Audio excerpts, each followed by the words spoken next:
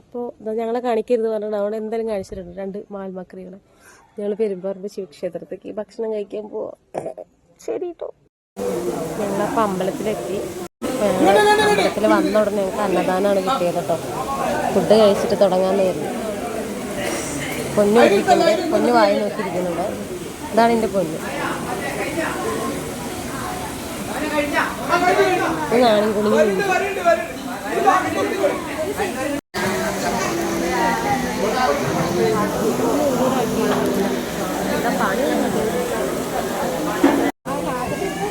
Food വന്നു കേട്ടോ.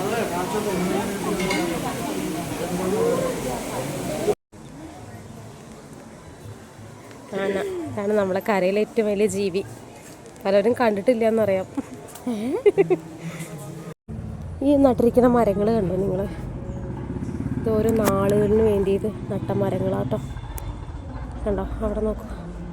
ഓരോ നാളിനും സൂം ചെയ്ത് കാണിച്ചാൽ കേട്ടോ. ഓരോ നാളിനും ഓരോ മരങ്ങളുണ്ട് കണ്ടോ.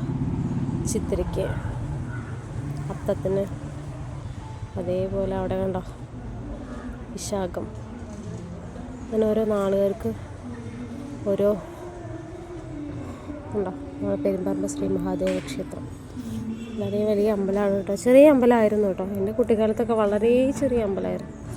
വളരെ ശോഷിച്ച് കിടന്നിരുന്ന ശോചനീയകരമായ അവസ്ഥയിൽ ഉണ്ടായിരുന്ന ഒരു അമ്പലമാണ്.